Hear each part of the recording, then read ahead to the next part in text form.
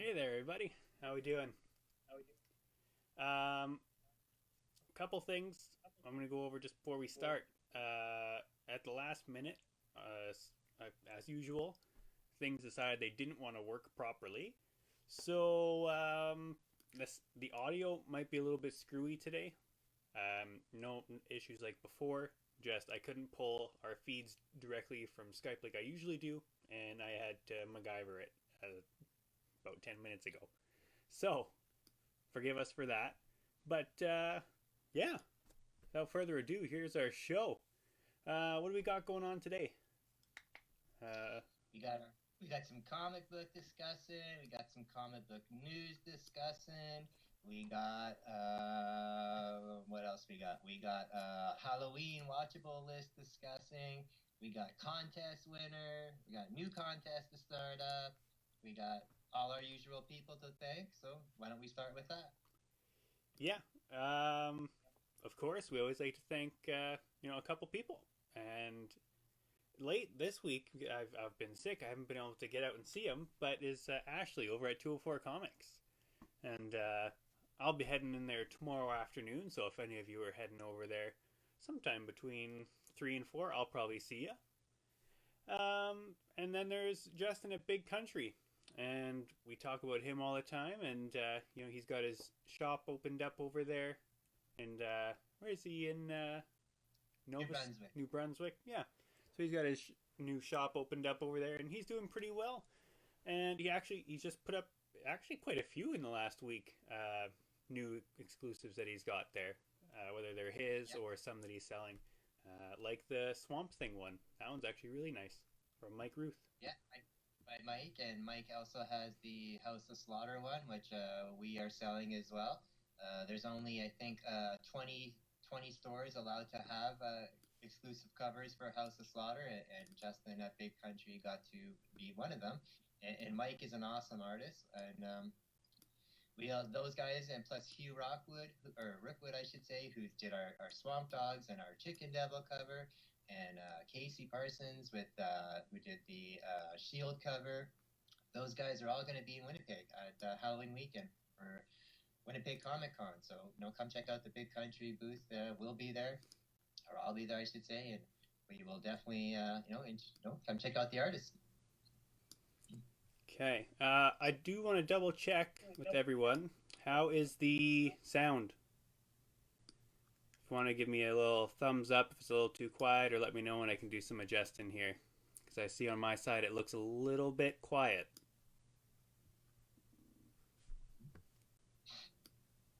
As far as I know, it looks okay. I'm not seeing anything comment-wise, so we'll just keep going for now. Better now? Perfect. Okay. Cool. So what do we want to do first? Let's hop into our first book. Okay, before we do that, though, can I give a quick birthday shout out to someone I said I was gonna do? Yeah. Okay. It's Taylor's birthday there. She just popped up on the screen. I just saw.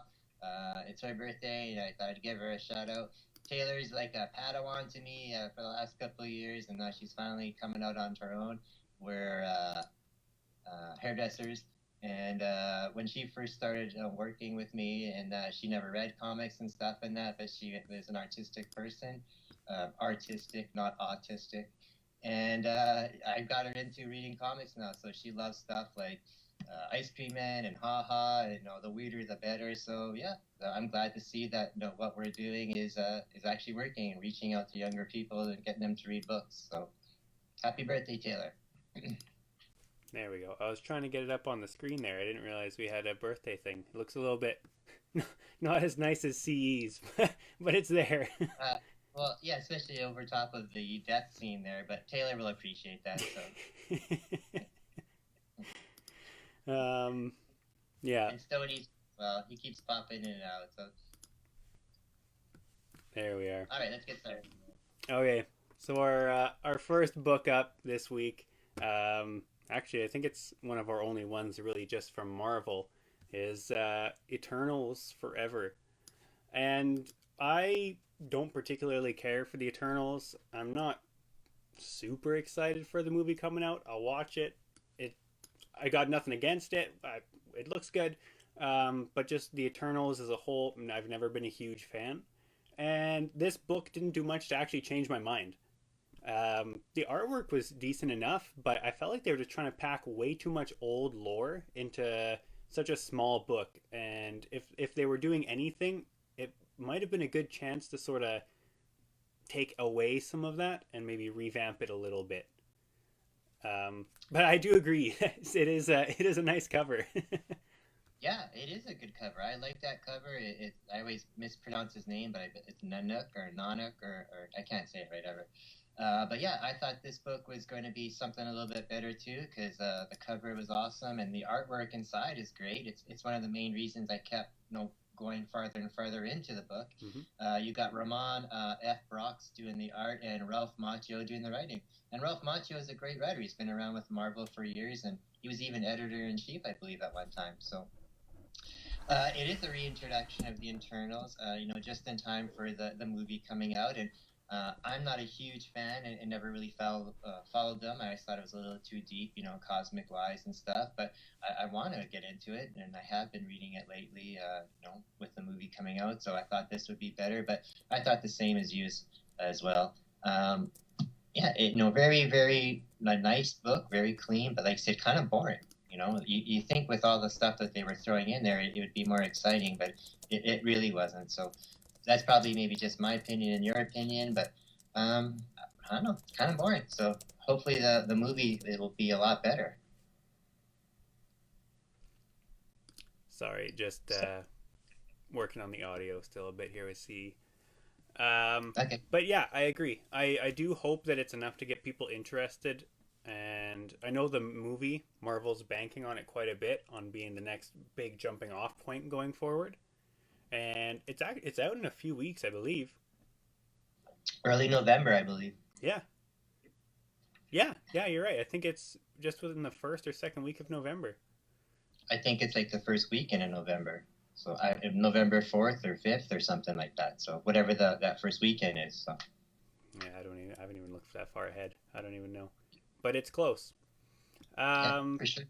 Next up is Star Wars War of the Bounty Hunters number 5. And it's the final one. Well, final one for the War of the Bounty Hunters mainline issues. The rest of the stories will be finishing up in their own books. Conclude the Bounty Hunter storyline. Yeah, and I thought this was definitely a really good ending, and I like where it's going. I like where the jumping off point is. You're too low. I know. I won't really be able to adjust too much, I don't think. Just talk louder then. I'll try. Yeah. But it ends with like the Council of Hutts all being, or for the most part, looks like they've all been knocked off. And Jabba gets Han in the end, and it does go on to say that this is part of a trilogy, and the next one's going to be more focused on the Crimson Dawn, and then after that is I don't think they said when it starts, but it is starting at some point in next year. It's called the Hidden Empire. No, the next one's called Crimson Reign. Yeah, Crimson Reign. But then the part after that, they also said was Yeah. I don't think it had been fully announced. It may have been. I don't know. And one thing I did find interesting is we've seen the Knights of Ren pop up in that Ben Solo comic that had happened, or that Kylo Ren comic that had happened a few years back. And you see the Knights of Ren and how he goes on to join them and that, right? And you actually see them here. They look to be a part of the Crimson Dawn, or at least working with the Crimson Dawn. And that's 20 years prior, at least. So that's interesting to see them. And I don't know if I recognized any of the other people there, because those ones were just, they stood out the most to me. But yeah, I think that last splash, if you want to call it splash page, showed that group there. I think it was a kind of an introduction of a bunch of what will be new characters in that. So I thought that was pretty good too. Charles Soule's still writing, and you got Luke Ross and David Messina doing the art. And Star Wars books are always have the most amazing art. Like they're always so Totally. precise, clean in that. And again, this book doesn't disappoint. Every frame or every panel looks like it could be like a poster or no, or a screenshot or something like that. Especially like the shots of like Boba Fett and stuff like that. So I thought it was cool. I really liked how it explored or expanded on the Boba Fett and the hunter, the part cyborg guy, who those guys always seem to Oh be yeah, enemies, but Valence. back together. Yeah, the hunter, Berylis or Bell, whatever his name is. Yeah, so I really quite enjoyed the end there. So we'll see how it goes. There was a couple Star Wars books this week, and that one was good, but I thought it was the other one that we're going to talk about was just a little bit better, and just because I'm really liking that High Republic universe. So Yeah, this week was it wasn't a lot of comics. It was a decent week, but it was a huge amount of Star Wars and Batman, like yeah, five or I didn't six realize. of each. Yeah, But we have that on our list as well, and that's that new High Republic Trial of Shadows. And yeah. this one is I don't know if it's a whole new series or if it's like that other one they were doing, that High Republic Adventures Temple something, Shadows Temple or It something.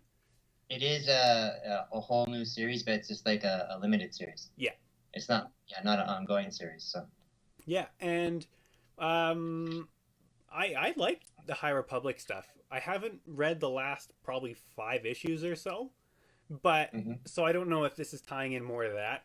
But I didn't feel lost or anything. It seems like it just drops you into the middle of this conflict, and they do well enough to explain. Like you don't need to know what the conflict was. You know that the Jedi Order has been fighting that new group of Dark Force users there, the Nihil, and or the Nihil or whatever the pronunciation of it is, and it's kind of like a Star Wars murder mystery type deal. Like they don't know exactly what's going on, and hmm I'm there for it. A Star Wars mystery I don't think is something that's really been done, and if it has been done, probably not that well because I don't remember it.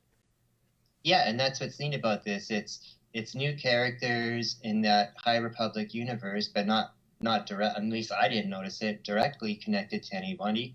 And again, private eye. It is a private. They are a private eye, but with like the Jedi influence and that going on. So you got Daniel Jose Older doing the writing, and David Watcher doing the art. And again, like we mentioned a few minutes ago, the art in this book is really really good. I quite enjoyed it. So here you got it, like Tyler said, you got an old-fashioned private eye story set in the High Republic universe, and it introduces a few new characters, which is I'm glad they're introducing all these new characters in these Star Wars books and that because they're not just throwing in a bunch of like characters that are like trying to be not popular per se, but important in today's society and stuff like that. But they're just good characters in that, so I like that. It is kind of like a crime noir, but again, set in the Star Wars universe. And the one thing I didn't care for is how instead of like doing a few page or a few parts or a few pages of one guy, it was like jumping back and forth between the two characters without no differentiating, without saying Yeah, like just meanwhile or back over here type of thing. So that was a little confusing at first too, but other than that, it was really good.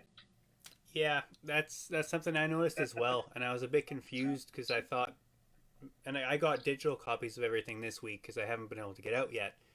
I thought maybe my file was corrupt and I had to like look up another download for it, and sure enough, it's how it was, but it just felt really disjointed at some points, and Right. I found myself not really caring for the second part of it. I cared more for the Jedi arc that they were telling, and not because it's a Jedi. I just genuinely found that one more interesting. The other one felt a little bit forced just into the story. Yeah, we'll see how it goes with the second issue, I guess. Yeah. Um, Next up, one of our few Batmans we have, and I think actually other than Batman, we don't have any DC this week. But it's Batman '89, and we always have good things to say about this series. I just like to keep covering it because I like to talk about Keaton as much as possible. Um, and actually to see Billy D. Williams finally sort of become Two-Face is another thing that's really neat.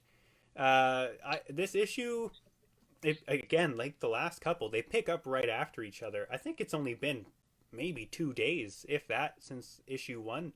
And it's telling like a movie would. Like, it's a pretty coherent story. There's not these huge time gaps. And it's just really nice to follow. The characters feel pretty true still. They're not doing anything wildly different from what the movie characters would have. And it's an overall enjoyable series. I like where it's going. We get our first actual Batman Catwoman team up, and it's a pretty classic Batman Catwoman interaction too, and I really enjoyed it. And then just seeing Harvey slowly spiral into that Two-Face persona is really cool, because I mean, I don't know if people are aware of this. I wasn't around during the Gold and Silver Age when they were doing Two-Face's original origins, and it, other than the Dark Knight and maybe cartoons, you don't see too many variations on Two-Face's origin. And seeing it done this way, I really like it, because he doesn't seem like he's crazy. He just kind of seems like he's lost hope, and he's got this nagging thought that, I got to do what's the most fair for Gotham. Yeah, that's totally true. I'm still liking this book too. You got Sam Hamm writing and Joe Quinos doing the art. I agree with everything you say. It still feels, very, very convenient. Like, flows very well, and it still has the feel of some of the original characters from the movie. You got Selina back now. You got Two-Face. He's finally arrived, and Gotham is burning because of they're tired of, like, I won't say white privilege or anything like that, but they're fed up with the way that the government and the cops and everything all work in the justice system. So that's all good and everything. I like the art in that still too, but I am finding that every issue in this, as it goes farther and farther into the series, it feels less and less like the Batman Burton universe. It's still a good story and everything like that, but it feels less and less like the two movies and that first issue. So that is a little disappointing in that. Maybe it can hopefully tie back into it again, but it's still a good book in that. But yeah, like you said, I'm feeling it being less and less part of that. Yeah, pretty simple. Yeah, and I wouldn't disagree with that. Okay, good. Yeah. Next up is one I didn't even know was coming out. I had no idea until you told me it was something we were looking at this week, is Batman the Audio Adventures. And unfortunately, those of us who are so privileged to live in the free land of Canada don't get HBO Max, and we can't watch or listen to it on HBO Max. However, I did find out, if you do want to listen to the first 2 episodes, I don't know if there's more, if you go on HBO Max's YouTube page, there are actually 2 of them are on there. And that's something I'm looking to check out, which is why when I saw this, I didn't really read it. I skimmed through it because I didn't want to accidentally spoil anything. I read the odd bit here and there to see how the story was, and the art is actually pretty decent all the way through as well. I love the cover on this. The variant cover I don't care for as much, but the ratio cover, like the incentive cover, is a sweet one. It's just an old-timey radio, and it's got like the bat symbol in the middle of it, and that's really cool, that one. That's when they use for all the promo shots for the HBO show, from what I've seen. Yeah, exactly. And that's, if you're watching it on YouTube, that's even what they use as their background. It's just in motion to it. Right. But yeah, other than that, like, I really didn't read it too much because I didn't want to spoil too much for the series. I read it, and because I was, curious to see what it was, because it said, it's the audio special and radio podcast, or not podcast, even radio show from like the 40s and stuff. So I was just like, how does that work on HBO Max? Like, are they just gonna just have audio and like a background, or is it gonna be like acted out with animation? So I was kind of curious. So I did hear, you told me that about the audio, and then when I was reading the book, it's really neat because it kind of, I don't know if it's going to pick up exactly where the show has, or if it's just going to be like an introduction to it. But it does introduce a few new characters, three of them especially. And what's neat is it's a bunch of stories taking place in like the golden age of radio. So not only is it a radio show, it's taking place in that time, so around the 40s and whatnot. So that's kind of cool. A lot of the art in the book, because there is multiple stories in here, a lot of the art in here does make you think of that time of comics as well too, that pre-code detective or horror artwork, much like our intro today, the Tales from the Crypt. So it makes you think of that type of art. And like I said, it does lead right into the show. So I'm kind of curious, and I'm glad that Tyler did find a way for us to watch it because, again, we don't get HBO Max here. But yeah, I was really quite happy to get this. It surprised me. Yeah, and I'm surprised too that it was a longer book too, because I wasn't expecting it to be too long. I thought it was going to be a pretty small book. I didn't know. I was quite impressed with the size of it. Yeah, it's good. I enjoyed it. Another Batman book that impressed me this week, and one of my favorite books this week actually, and it totally took me by surprise, is Batman the Imposter. And it's a new Black Label series, and it's just issue 1. I don't know how many issues are meant to be in this series, but I think 6. Is it 6? Yeah, I think 6 tends to be what they stick with the Black Label. Or 12. When I was reading this in the beginning, I thought almost, because the way that it was drawn and the colors they were using and the shading and even the bat suit initially, I thought it was almost a prequel to the new Robert Pattinson Batman movie. Like it seemed so close to that in tone and vibe that I get from the trailer to this. I thought for sure. And I mean, I could be wrong. Maybe it is. It doesn't seem like it by the time you're into it more. I never thought of that, but yeah, now that you said that, I could see that. But even I don't the way they draw Bruce, it looks kind of like him. Well, because it is a story of him starting out like in his early years, like probably within the first year or 2 or 3 even. Yeah, at the back of the book, it does the summary rather than the front. But yeah, he's just into his first year. Yeah. Yeah, and again, it is a Black Label book, and I wasn't wanting to read this at first as well either, because I just thought, oh man, so many Batman books lately, and there's been a lot of Batman Black Label, and it's just another rehashing of his origin and stuff. But I did pick it up and read it because I wanted to review it for the show, and I had heard some earlier buzz that was getting pretty positive reviews. So you got Maxon Tomlin writing and Andrea Sorrentino doing the art. And the art in here is really cool. It is very, very, what is it I say? I won't say it's like fine art, but it is a lot of thin lines, a lot of kind of blues and stuff like that. Like you're supposed to feel like kind of maybe with that Gotham feeling, that melancholy feel to it, or that dark feel to it, even if it is day in that. And what the main part of the story is it is a younger Bruce, beginning, starting off in that, and he has kind of started to work with the cops there and stuff like that. So he's kind of formed a bit of a relationship. But at the same time now, too, this imposter Batman has showed up and started to kill people, convicts, obviously, or no, people breaking the law. And now they're after him because they think he's doing that, and he has to try and prove that it's not him, which we've seen a bunch of times in different Batman stories and that. But he knows already that no matter what the outcome is, he's going to lose this, because no matter what, they'll never be able to believe him and stuff like that.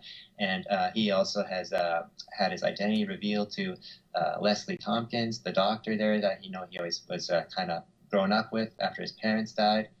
It's a little bit different of interpretation of her, which I thought at first might be just, again, they're just doing a different interpretation, kind of updating the character. But she came out, quite original, but still kind of stuck to the same, feeling or background to Batman Bruce, her relationship. So yeah, I'm really quite happy to see where this goes, and not that it was just not another bad, but just another Batman book to the weekly pile, because there's been a lot, and even us here, I think that's our 3rd Batman book, and we try not to cover the main stuff too much, because there is so much of that. But I mean, that was Well, a good like I book. said, just this week alone, there was 6 books with Batman in the title. Some of them are one-offs, whatever. But then you have other stuff like you have the Harley Quinn and Joker and Batman, Gotham. Scooby. Well, I'm counting that one in those 6. So Oh, okay, yeah, even like just Batman related titles, there's so many, and that's just this week. If you go back last week, there were still 2 or 3, like Batman yeah. Adventures and Reptilian. And Reptilian. Yeah, and it's not a bad thing, but I think but it is kind of bad thing. It's just like in Marvel where they have like 5 or 6 Spider-Man books a month. Like it's a that's why bad people thing if they're all bad. But Batman yeah, cause Reptilian's a good one. Adventures yeah, Continue's been good. This is was really good. Like blew my mind really good. yeah, and Batman the regular series is good too. But then Yeah. Tinian's gonna stop that soon. So Yeah. You're never gonna get over Tinian leaving, eh? well, I just can't believe it that DC would let him go. I thought DC would like give him like a Bendis deal where he can basically do whatever he wants because he was doing that already. Well, maybe not, but yeah. I can't believe that. I'm still shocked. They can't compete with full creative freedom. No. Well, they could, but they just won't let him have it. No. But that's it for DC/Batman this week. So if there was a book that I would say if you were unsure of picking up because there are 1,000 other Batmans this month, this is probably the one Batman book I would pick up. Mm-hmm. It's good. Yeah, it is a bit of Batman overkill, definitely. Next up is a little bit of a more quirky one, but not quite as quirky as I was hoping it was going to be. And it's from AWA Upshot. That's ETER. And when you sent me this one, I thought you had a typing error on your list, and I thought you meant to put Eternals. And I was like, okay, I got Eternals. And then I went back and I was looking down and I saw Eternals at the bottom too. I'm like, what the hell? So I had to actually look up if it was an actual book. And it is. Yeah, because I typed that out so many times and it got changed so many times with like my phone kept changing it to like I don't know, like 4 or 5 different words. It was so frustrating. And yeah, because I knew if you would think it would be Eternals. So yeah, but I love this book. I thought it was pretty funny and a good introduction to a whole new universe, I hope, or a whole new line of books. It is from A.W. Upshot, and there's 2 stories in here. It is a double-sized or a giant-sized intro book. It's only a one-shot, but like I said, I think there is going to be more of them. The first story is written by Jeff McComsey, and then you got Javier Peludo doing the art, and then the second story is Dan Possian and Sean Crystal. And the 2 stories involving the ETR, and it's a hospital for aliens who are on Earth. So think of like your Men in Black headquarters, but hospital scenario, and it's underneath a regular hospital. There's funny, it's great art. You got all kinds of weird aliens interacting with humans, and doing like medical situations and stuff like that. So it's pretty funny in that. That's the first story, kind of introduces some of the characters and the hospital itself. And then the second story is I found the funnier and the more enjoyable of the 2. It actually takes place with one of the patients in the hospital, where a guy gets shrunk down and injected into her body to deal with like a medical problem and that, and some pretty funny stuff happens there. So if anyone remembers that movie Inner Space with Dennis Quaid back in the 80s, it's kind of like that idea. It is totally that idea, actually, with Dennis Quaid and Martin Short, I believe it was. So I really like it, and I really hope that they bring out either some more one-shots or either like little mini-series. But I could see them doing just a few, kind of 2 or 3 stories and a bunch of one-shots every here and there, because I could see that. So, and I think it'll be, hopefully maybe one day turned into something like a silly cartoon or something. Yeah, see, I was hoping it was going to be a bit more like Rick and Morty humor. Like it is funny, but when I think aliens and alien hospital, I was hoping for a little bit more not goofy, but adult humor, I guess. Okay. I don't know how to phrase it, but a bit different than what it was. If you've seen Rick and Morty, you sort of have an idea. And one thing I didn't like, and I know you said you did like it, but I didn't like the art for the first story. I thought for Aliens, sure, it was colorful, but I thought it was just really bland, where there could have been more detail. The second story, great art. I love that, and I like the story of that one as well. But Mhm. the first story, which is the bulk of the book, I was a bit of a miss for me. Yeah, that's right. I think that's what's cool about books like this. You get different stories and different artists, and it's a great way to get introduced to new things. Yeah. Just like what we have next is one that sort of introduced me to a new type that I didn't know I really liked. And that's the Unbelievable Unteens, issue number 3. Mm-hmm. Yeah, it's the Dark Hammer universe, which is getting bigger and bigger every day. And I know that they have optioned this stuff, so there'll eventually be, I guess, movies or shows or something coming out. So that's good to hear. You got Jeff Lemire doing the writing, and we review pretty much all his books. And we have another one coming up later on in the show, May's book.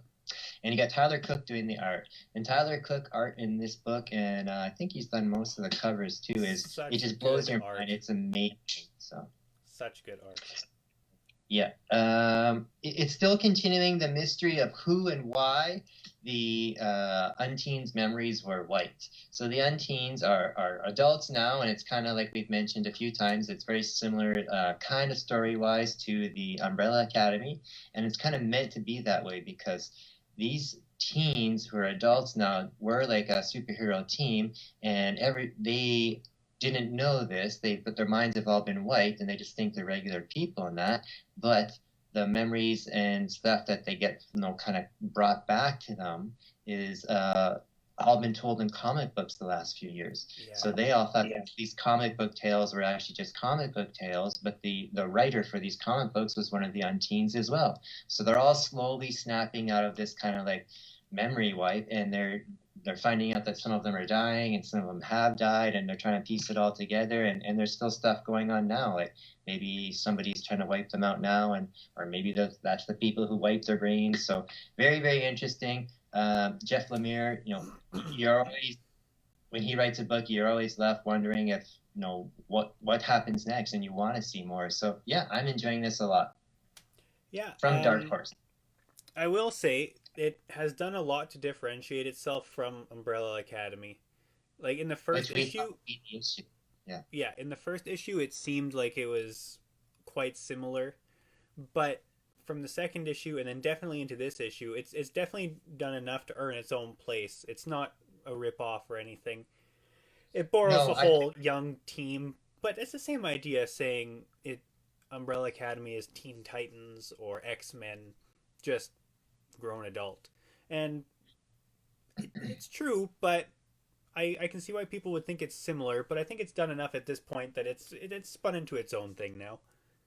And I think we both agree that after reading issues 2 and 3, that first issue was meant to feel like that because of like it was like supposed to feel cliche, like this is a comic book, this is just something that wasn't real, right? So I think that's why it's supposed to feel like that. So and it's not meant to be like a ripoff, but it's meant to feel like, hey, this is familiar, and then it turns into that. So yeah, and I think it's like you said, I think it's supposed to give us that sense of familiarity because they want us to sort of be in the same mindset as them. And I think it's the best part is as when they start to remember stuff, not in this issue, but in either the first or second, when people remember things, like a comic book explodes out of their head, and it's like old style comic book, and that's one of the coolest ways to tell a backstory, like in memory, because not only was one of the Unteens writing that story, but that's how they remember it as well. Yeah, it's awesome like that, and it does happen this time again too. It doesn't explode out, it's just the memory. Yeah. But, yeah. Next up is one that I didn't get to read this week. I couldn't get it online, so I'll have to read that one tomorrow. But I really liked the first issue, so I was pretty disappointed I didn't get to read it this week yet. Was Dead Box number 2. I read it, and it's. I think you'll be happy. You won't be disappointed. It is from Vault, but as you can see up in the corner there, they have a little logo that says Nightfall. So I don't know if they're bringing in their own little horror line or something like that, or kind of like the Black Caravan or the DC Black Label. So not that that matters. You got Mark Russell writing and Ren Tiesma doing the art. And the art in here is kind of creepy and again kind of makes you feel a little, I won't say awkward, but it makes you feel a little uncomfortable at times, but it's still no pretty realistic in that. So what the original story was for this, or the background story, is the dead box is like what the old Netflix box used to be, or what red boxes used to be. They called, you go and rent a DVD and then you return it, and that type of thing, like a vending machine. And this town is in the middle of nowhere. It's a little southern crappy town, and the gas station has this, and that's their only form of entertainment.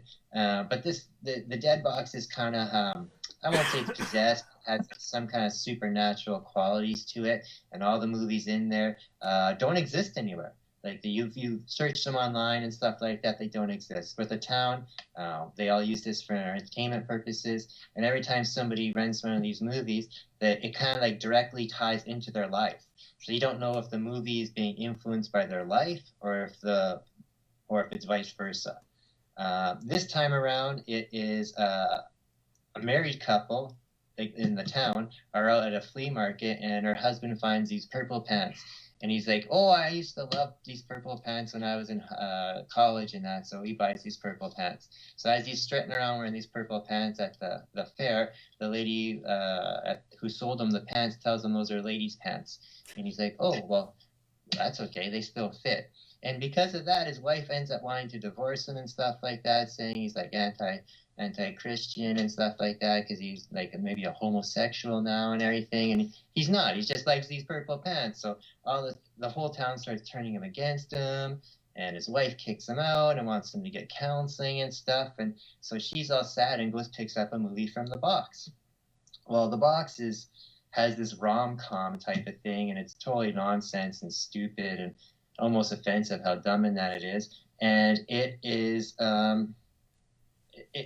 I don't know, somehow it ties into their lives and without being like super super obvious. So again, you don't know if it's like if one is influencing the other, or if it just seems to be like a coincidence or what. But very very strange, kind of like your Ice Cream Man books and stuff like that, where it's like you don't really know what's going on, or if it's what's happening is true in that. But this whole little town seems to have every book seems to have like one movie seems to focus on one issue in that. But you do recognize some characters in there from other issues in that too. So it's almost like a Schitt's Creek with a haunted movie thing going on. So we'll see how it goes.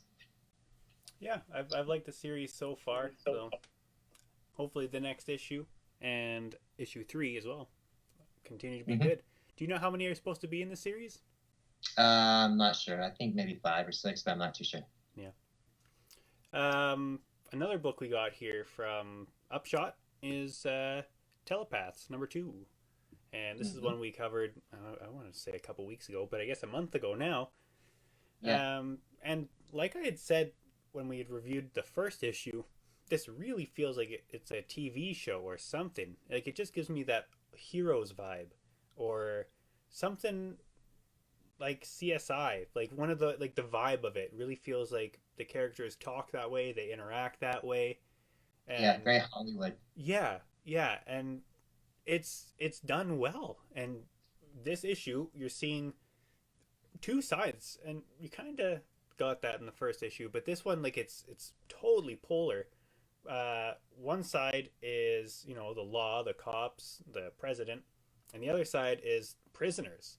And they seem to have a better handle on these abilities anyway. They break out of the prison, and not all of them are necessarily trying to do bad things. I don't know if we have a full-on history for the main guy we're following. I don't remember if they went over it in the first issue or not.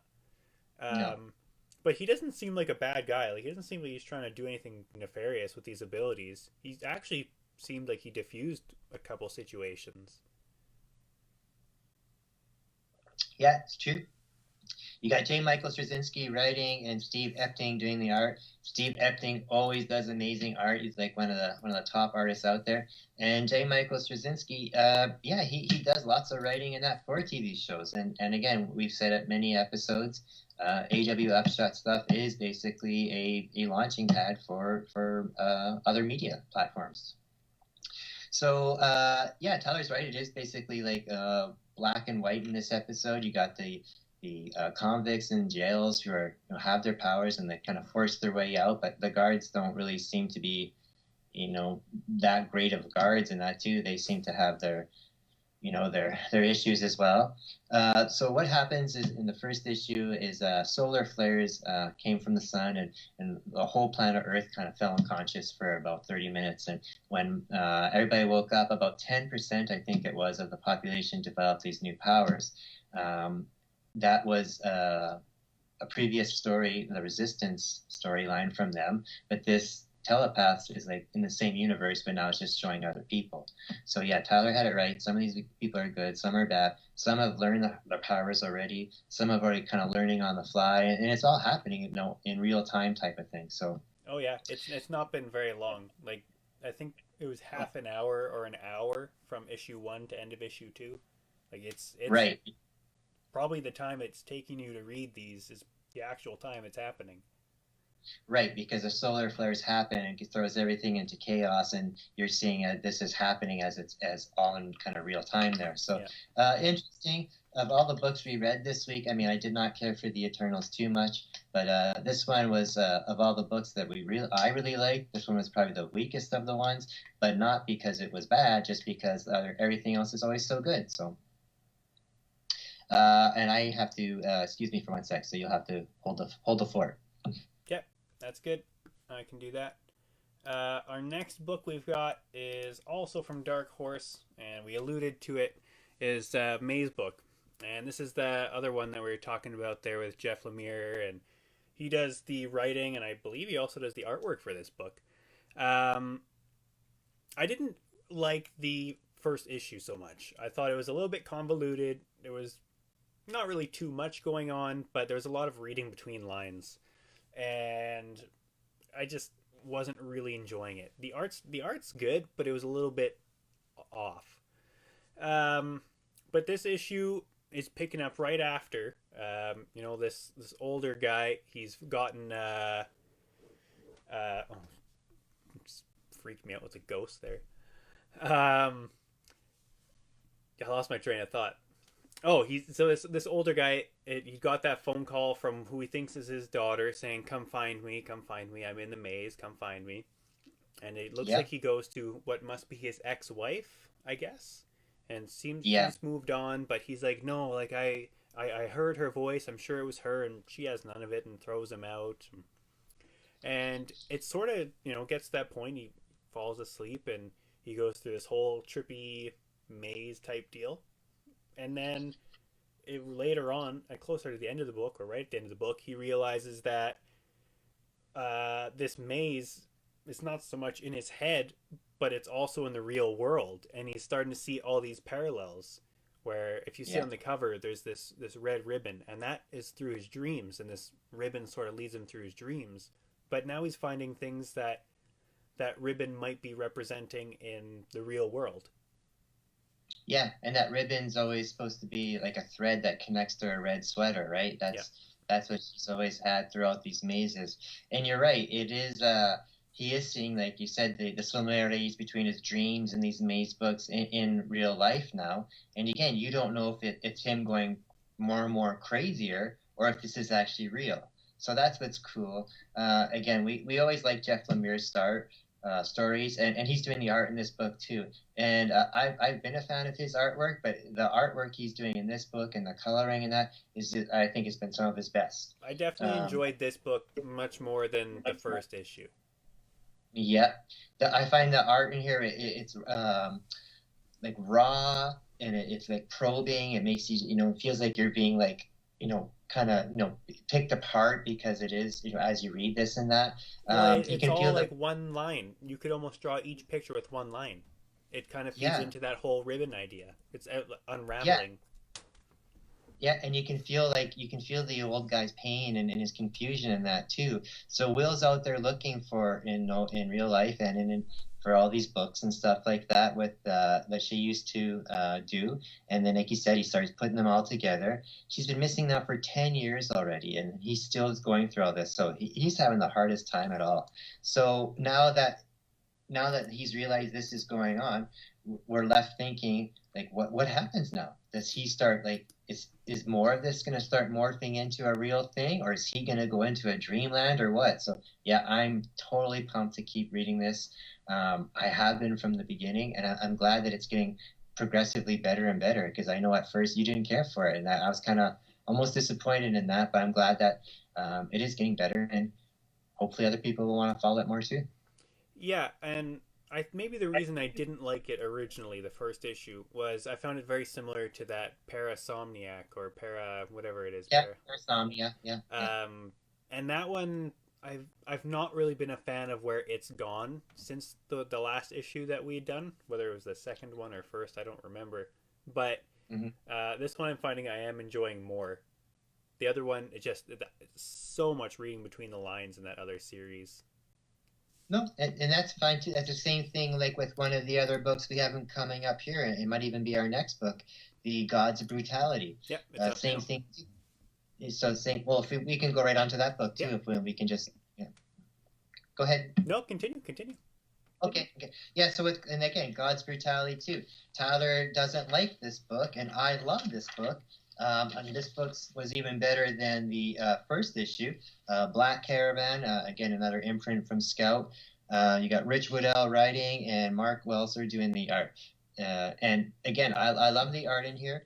This book is balls out fun. It doesn't take itself too seriously. It's so funny. It's explosive action and color, and it's such a silly story, but it's so funny and it's very very adult too. So, quick recap is you have the guy in there that's in the jacket. He is a rock star who died, and he made a deal with the devil to become famous and go back and have his life over again. And he's telling this story nowadays to a guy who's interviewing him for like a Rolling Stone type of magazine.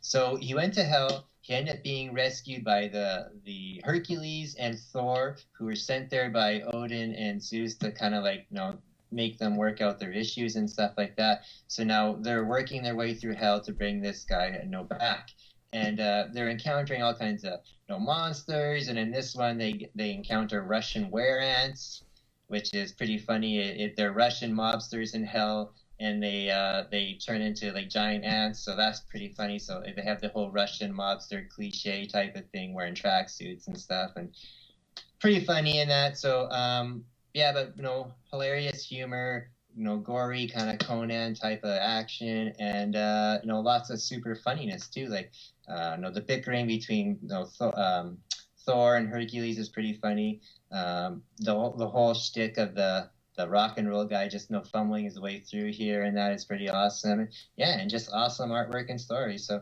I enjoy this book. Yeah, and this is one of the ones I wasn't able to get online either. And I wasn't too broken up about it because I've not been a huge fan of the first issue from this one. But it is fun enough. I just, like I said in the other one, the first issue, I liked Barbaric more. And I think Right. had I read this first, I probably would have had more of an appreciation for it. Yeah, and that's why I was going to tie it into the last book, their Maze book, because both Maze book and that Parasomnia and God's Brutality and Barbaric have both come out at the same time. And much like movies do all the time, the two movies come out that are very similar in that, and one gets really liked and one doesn't. And that's, I think, just what's going on in this case, because I think all four of them are awesome. But I think a lot of times if you read one first, or you're going to pick one over the other, and the other one is automatically not as good then. So, but they're both good though. Yeah. And that's our last book we've got. So we can jump into one of two things. We'll do both, but we'll see which one we want to do first. Do we want to find out who the winner is of the? Yes. Yeah. Okay. Well, I Yeah, guess we're doing that first. and then we'll announce that they can start for next week. The same thing. All right, let me pull it up here. So there it is. Everyone that guessed or said it's Stoney's name, and in last episode and in our little post we did, got 2 entries, and if they didn't mention Stoney, they just got 1. But most people had 2. So good luck, and let's see. Oh, hold on, where'd I go? There we go. See, it's all jerry rigged together. All right, let's see who our winner is.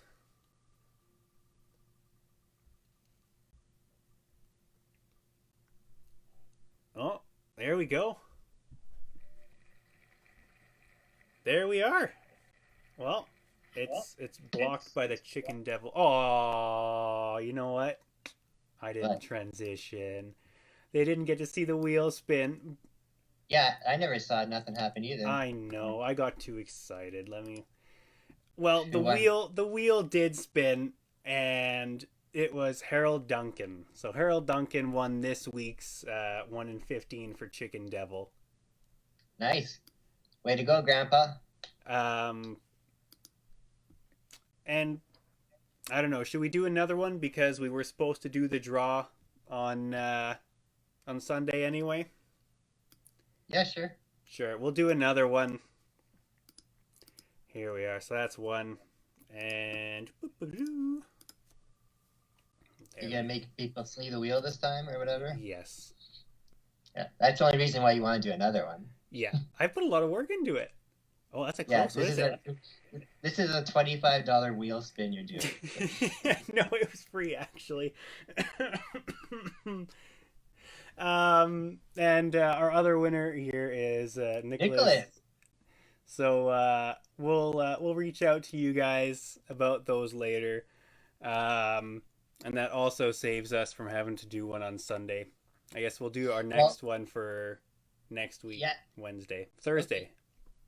So we got another issue of that Chicken Devil, the ratio cover to give away.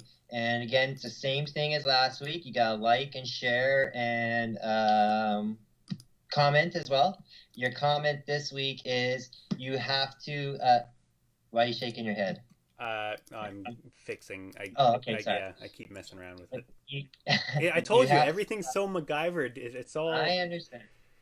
The answer that you have to comment on today is Stony the Ghost.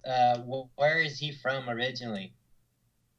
Like, what character is he originally before he met me? What do you want people to say? Like China? No, but he comes from a certain thing, and what is he? Like that's the so. Okay. What is his real name? Stony the Ghost is just the nickname. What is his real name? So I guess that should be the So. All right, so everybody who writes that down and does the comment, share, and like in that, we'll get get in for next week. Yeah. Yeah. See, he's being super specific. He doesn't want to miss out. I know. For Nicholas, who won the prize there, and for anybody else who has stuff that they bought for us and hasn't picked up yet, like I know Steven Benbeck has his Ice Cream Man books with us still too. Mm-hmm. They'll be at the Cosmic Show this weekend, the Cosmic Comic Show in Winnipeg here.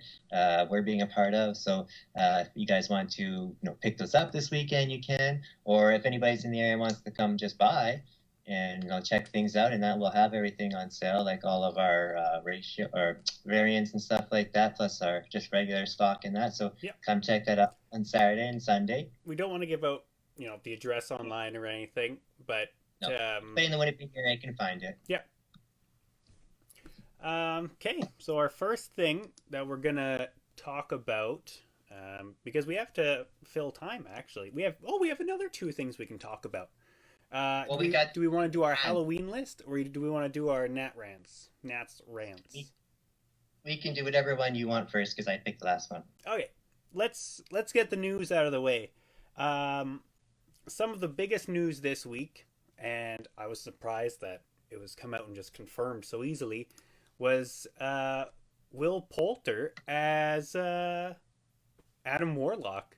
At Warlock. Yeah. Now, the picture I have up on screen is what he currently looks like. I think most people remember him from We're the Millers, where he's this really goofy looking kid. But it's been quite a few years since that, and I was actually surprised originally. He's a good actor either way. Like in that movie, I think he did a good job, and that's the only thing I think I really recognize him from. But I have heard that he has turned into a pretty good actor, and who knows? He doesn't, he looks grown up. I think he looks like he could be Adam Warlock if you gave him, slightly longer hair. I think what would be cool is, like you said in that We Are the Millers movie, and I've seen him in some other stuff too.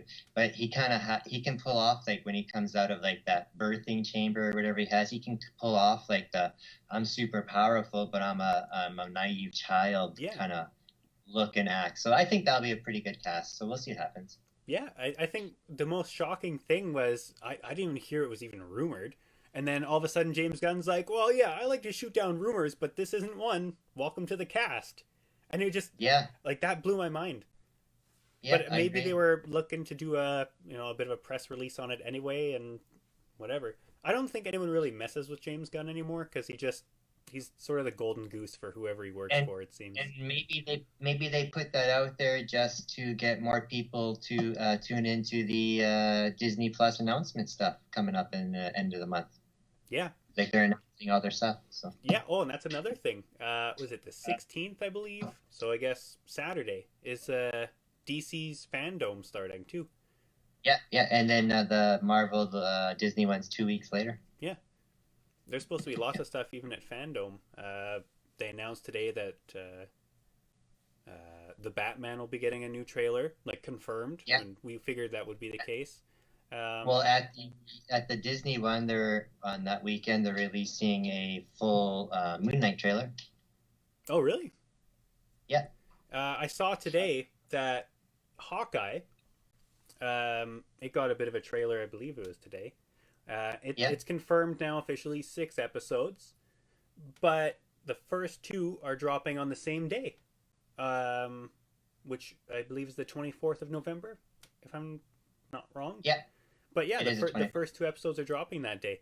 So if they're anything like Falcon and Winter Soldier or Loki, that's going to be like, might as well be an hour and a half long movie. Well, they'll do that because that's American Thanksgiving. Mm-hmm. Well, not only that, but if they run it for another 4 weeks after that, it's coming up on Christmas. They probably want it to be done just before that. Right. Because Boba Fett right after. Exactly. Yeah. Yeah. And those are 2 that I didn't have up on here because they were such last minute developments. Yeah. Something else I want to add to that too is like, we've heard about all these rumors for such a long time now, and that's because I watched this one, I guess, YouTube channel, podcast, whatever you want to call it, called Lords of the Long Box. Been watching these guys for a few years now, and they have a source that gives them all the scoops, and it's connected. They're connected right to Disney and stuff like that, or have no informants in the Disney that are like always spot on. And I actually messaged those guys a couple of days ago to see if they want to have some of our couple books on the show to, just donate to the community and that. So they reached out and they said they would. So on their last episode on Tuesday night, they actually said our names on the air and said, we're going to be sending some books. So that was pretty cool because I was not expecting that right away. Even we were just kind of talking. Mm-hmm. If this show was actually last night like we normally do, right now at this moment I'd be watching this show because they do a Thursday show. So when we're done here, I'm going to go watch and see if they mention us again. And I just wanted to mention that because the reason we do our show, and I say it all the time, is because we like to bring people into stuff they haven't seen before. And what those guys like to do is they do a lot of long-term spec stuff, and not because they're trying to get people to buy all the books and stuff, but they just like throwing that info out there. They're not trying to make money off other people and that. They're just really good guys that have legit info. They they're not like mind. Some guys that are sort of manipulating the market a bit. Like they're just doing totally honest work. Yeah, and I said when they do their scoops and that, they come right from the horse's mouth, and they're they're always right. They're never wrong, and they other channels end up taking their stuff and not addressing it or giving them credit. So I want to give them credit because I do use a lot of their stuff, and I don't think I've ever really said it before, and because they're good guys, and I hope that we can do more stuff together. So that was my little side rant there. So, but it's good because that's what this category is, Nats rants. So. Another thing that I think was just announced today, and it just made the cut before the show, was they announced the title for the next Miles Morales Spider-Verse movie, and that's Spider-Man Across the Spider-Verse, and it's official. Ooh. It's coming next year. I think there was a bit of doubt if it was getting pushed back or not, like a lot of animated projects. But yeah, it's called Spider-Man. Excuse me, Spider-Man Across the Spider-Verse. And we still. Oh, I didn't even see that. Yeah, it's up on the screen right now. It's a really nice title, actually. I do see that. We don't really know anything beyond that. We do have the rumors. We figure that the majority of the same cast is coming back. You know, definitely going to be Gwen Stacy, Spider-Gwen. Most likely,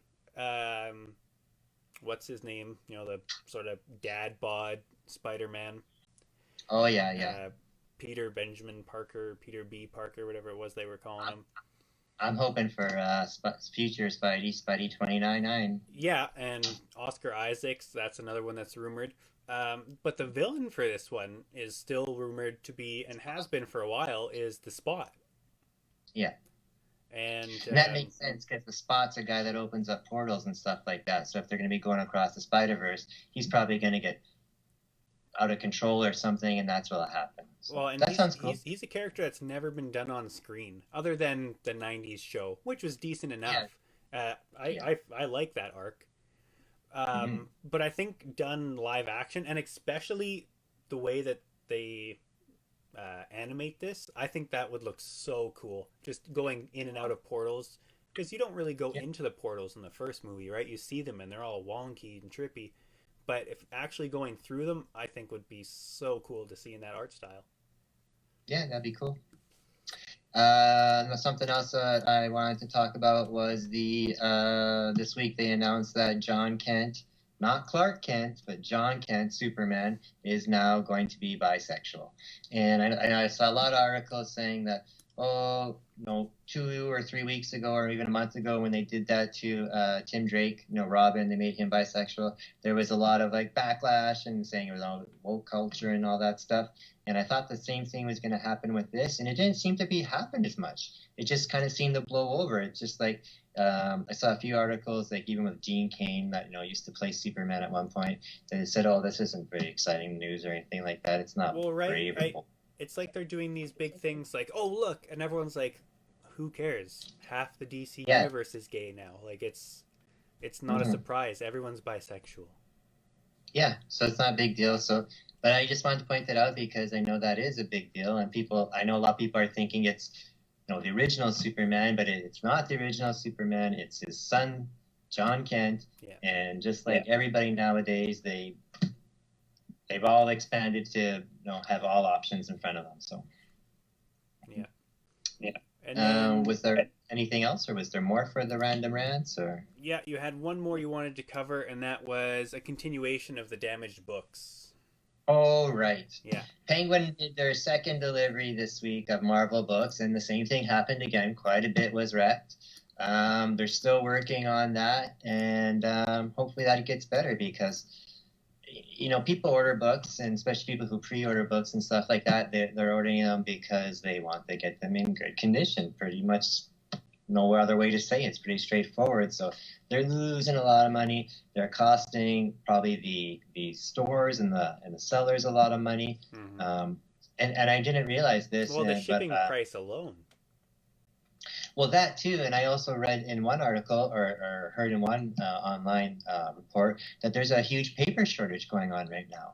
I guess that's due to the world situation, what it is. And so, that's a ton of wasted paper in that too, they're saying. So that's another thing they're getting a lot of flack about. So again, I know when they addressed the issue last week that things were going to get better, it's going to take a couple of weeks, and it looks like it's still going like that. So hopefully they do follow through and it gets fixed soon. See, you know what I was thinking as a solution to this You know, you got back issues. You have your dollar bins, right?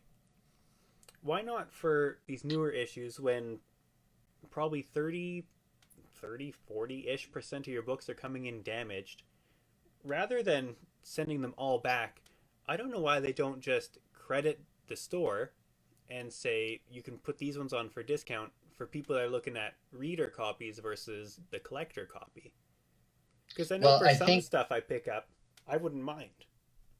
I think for what they've done in the past, and I don't know if they're doing it with this, is they have done stuff like that before, but you had to physically destroy the book more. Like you had to rip off the covers and send it back to them, or show a picture, like video. A lot of times now, that's I've heard from guys that you have to take pictures of the stuff being damaged, or pictures of it, ripping it off and stuff like that. So if they did that, that'd be cool too. Because when I was a little kid, and I'm talking like under 10 years old, so that'd be like around, between 1975 to 85. Whenever there was garage sales in a neighborhood, there was always be stacks of comics there for sale for like a nickel each, and it would be all these comics that just had their covers ripped off. Somebody obviously had a store or something like that, and would just do that because that's what they would do in the old days before they had the direct market. They wouldn't send back all the books. And same with newspapers. You don't send back all the newspapers. You just rip off the logo or whatever and send it back to them. So that would be a great way to do it too. But how do you control that, right? So, well, exactly, and that's my second thing is, how do you stop a local shop from being, I ordered too many of these, people aren't buying, here's the cover, to get a credit back. Or it kind of, where's the accountability for the distributor, where they send it and like, oh, well, these ones are a little busted, here's your credit, and that's that. Because that's what they do right now. You order a certain amount and you're shorted. I mean, that's like that with any business, but that just seems like more of a cop-out as well. True. So we'll see how it goes. Yeah. That's it for our rants. Let's talk Halloween. Or do we want to push that to next week? It's a little bit past.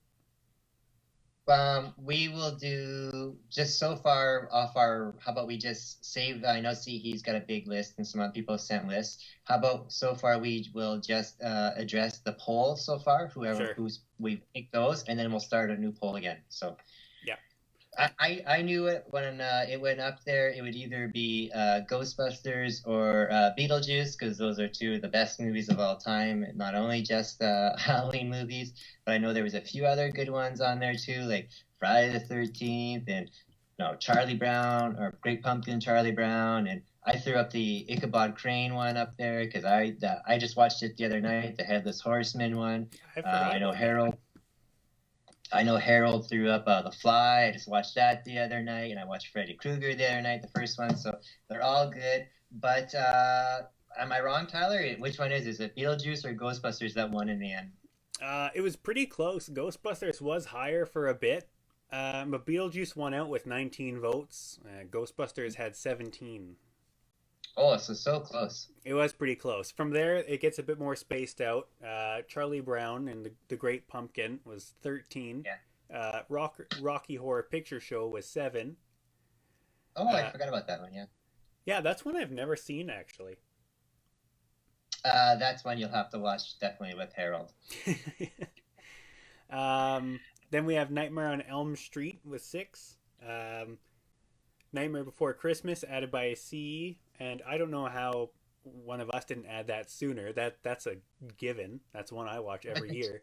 To me, that's a Christmas movie. I don't know. It's one of those ones that it's like you watch it throughout November because you're not quite done with Halloween, but not quite ready for Christmas. And that's how I see Gremlins. Like, Gremlins is a horror movie, but it takes place at Christmas. See, yeah, for me, Gremlins is always more of a Christmas movie. Say like Die Hard. Yeah. Okay. Die Hard. Yeah. People are like, Die Hard's a Christmas movie. I'm like, well, yeah, it takes place at Christmas. There's all kinds of Christmas stuff happening in there. So yeah.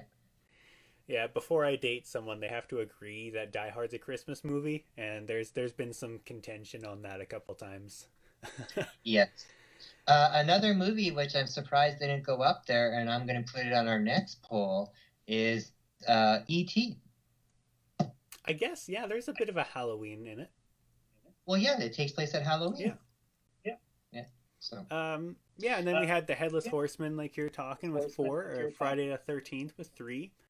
Mhm. I thought the Ghostbusters cartoon would get more than just 3, because Yeah. that's one that I know is definitely Well, you remember as a kid, but even myself, like that was on constantly as a kid. well, I think because you have the Ghostbusters movie in there, that takes all those votes.